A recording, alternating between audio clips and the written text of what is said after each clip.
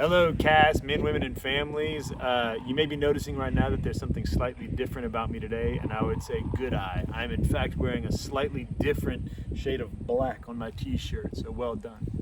Of course, I'm talking about the mustache and hat. So why do I have this? Because my family and I celebrated Cinco de Mayo on Tuesday. Why do we celebrate Cinco de Mayo on Tuesday? And I would say that 16 years ago, my wife and I, then my girlfriend, the girl I had just met at the time, had our lives changed by an encounter with Jesus through his beloved poor in Mexico. And from that point forward, we made it a point to celebrate Mexican traditions. Now, those of you history buffs out there know that to the Mexican people, the Battle of Puebla, which is what's celebrated in Cinco de Mayo, is actually not a big deal to Mexican people. Kind of like Davy Crockett's not a big deal to us, or at least we don't shut down the whole country for that. I would say overlook that. My wife and I are so excited to celebrate Mexican things that we do this for Cinco de Mayo. We also celebrate the Feast of Our Lady of Guadalupe. We also celebrate or take a look at our Santos, which is a Mexican tradition of celebrating the saint whose name you bear. So for me and my son, it would be San Bernardo de Clairvaux, or St. Bernard of Clairvaux, and on his feast day. So anyways, there's some cool Hispanic traditions that we like because our lives were changed through an encounter with Jesus.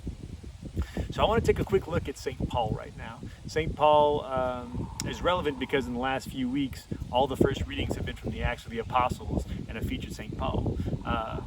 This is a guy who was wealthy as a young man, educated in good Jewish schools, and had a great Jewish teacher, a great Jewish rabbi.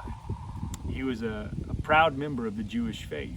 But what's interesting about Paul to me is that you could tell the kind of religious man he was by the people he persecuted, by the people he hated.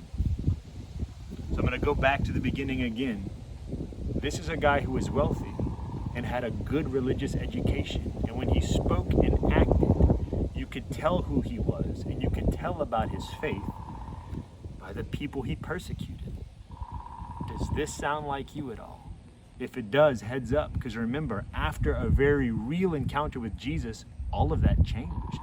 He actually welcomed persecution after that.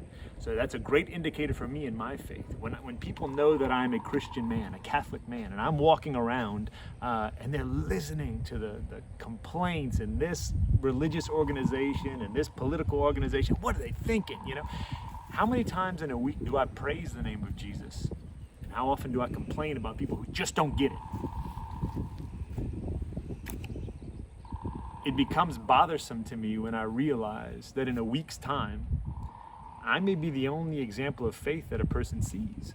So if all that comes out of my mouth is the people I hate, I sure sound a lot like Paul before he actually knew Jesus. The problem is that I claim to know Jesus.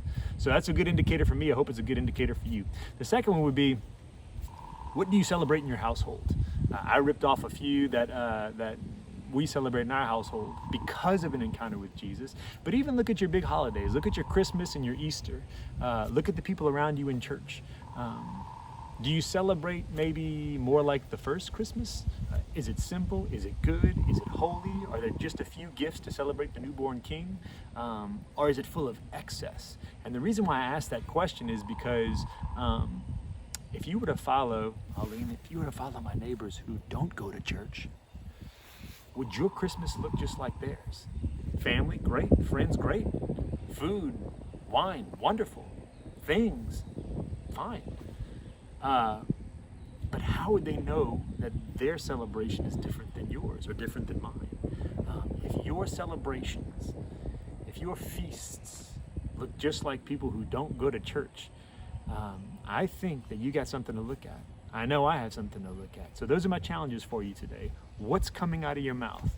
And you can do it tit for tat if you want. How much complaining do I do versus how much praising his name do I do?